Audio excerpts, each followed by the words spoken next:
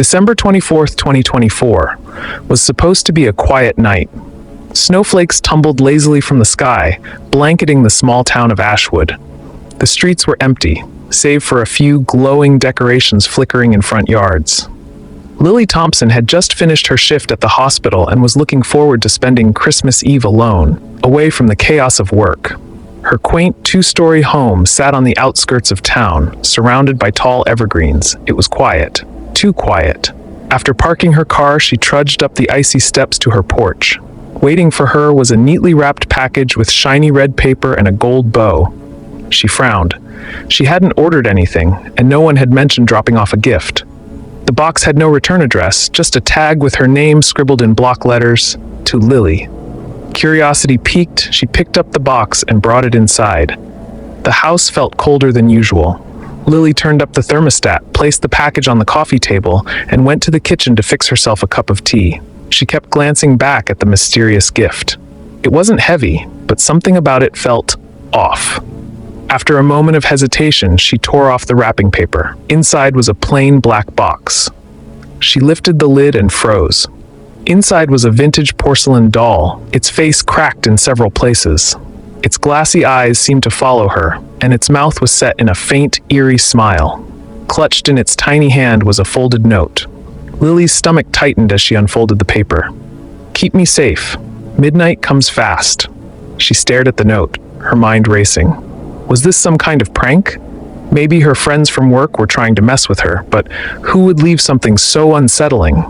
Placing the doll back in the box, Lily set it on the far corner of the room. She didn't want it anywhere near her. Shaking off the unease, she sipped her tea and turned on the TV, determined to distract herself with a holiday movie. But the atmosphere felt wrong. The shadows in the room seemed darker, the air heavier. A sudden knock at the door made her jump, spilling tea onto her sweater. She glanced at the clock. 11:37 p.m. Who would visit at this hour? Peering through the peephole, she saw nothing but swirling snow. She opened the door cautiously, finding no one there. A cold wind rushed past her, making her shiver. Then she noticed it. Footprints. A single set of prints led from the street to her porch. They didn't belong to her. They were much smaller, like a child's. But there were no prints leading away. Lily's pulse quickened as she shut the door and locked it. She turned back to the living room and froze. The doll was no longer in its box. It was sitting upright on the coffee table, its head tilted to one side as if watching her. "Okay, enough of this," she muttered, grabbing the doll and stuffing it back into the box.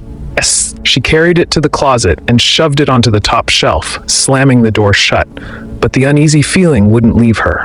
The minutes crawled by, each one slower than the last. At 11:59 p.m., the power went out. The house plunged into darkness. "Great," Lily muttered, fumbling for her phone to use as a flashlight. She navigated to the kitchen, searching for the emergency candles she kept in a drawer. The silence was suffocating, broken only by the creak of the floorboards beneath her feet. Then she heard it, a faint rhythmic tapping. Her breath hitched as she followed the sound, her flashlight beam cutting through the darkness. The tapping grew louder, leading her back to the living room. It was coming from the closet. "No," she whispered, backing away. The tapping stopped. For a moment, there was nothing but silence. Then the closet door creaked open on its own. The doll was gone. A chill ran down her spine as she felt the air grow colder. Her flashlight flickered and died, plunging her into darkness again. "Who's there?" she called out, her voice trembling. Something giggled. A child's laugh echoed through the room, high-pitched and chilling.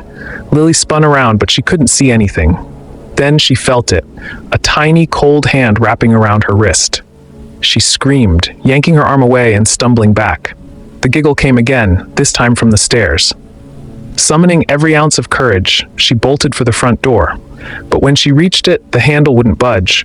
It was as if the door had frozen shut. Behind her, faint footsteps descended the stairs, each one slow and deliberate. "Leave me alone," Lily shouted, her voice cracking. The footsteps stopped. The room fell silent once more. For a moment, Lily thought it was over. But then a soft voice whispered in her ear, "Midnight is here." She turned, and there it was. The doll stood at the foot of the stairs, its cracked face now twisted into a grotesque grin. Its glassy eyes glowed faintly in the darkness. Lily stumbled backward, tripping over the coffee table and falling hard onto the floor. The doll began to move, its tiny feet tapping against the wood as it slowly approached her. In a panic, she grabbed the nearest object, a heavy glass paperweight, and hurled it at the doll. The impact shattered its porcelain face, sending shards flying. But the laughter didn't stop. The doll's body twitched, and from within the shattered remains, something dark and shadowy began to emerge. It was no longer a doll. It was something far worse. A figure, tall and skeletal, with hollow, glowing eyes, rose from the debris. Its voice was a guttural growl, layered with the faint sound of children's laughter. "You were warned," it hissed. Lily scrambled to her feet, grabbing the fireplace poker for protection. She swung it wildly, but the figure seemed unfazed. It advanced slowly, each step making the room colder and darker. Desperate, Lily turned and ran up the stairs, slamming the bedroom door behind her. She pressed her back against it, her heart hammering in her chest. From the other side, the voice whispered again, "You can't escape." The door splintered, and the figure loomed in the doorway. Its shadow stretched across the room, swallowing the light. In a final act of defiance, Lily lunged at it with the poker, but her weapon passed through it as if it were made of smoke. The last thing she saw was its glowing eyes, burning into hers as the darkness consumed her.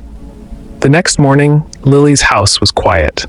Neighbors knocked on her door, concerned that they hadn't seen her.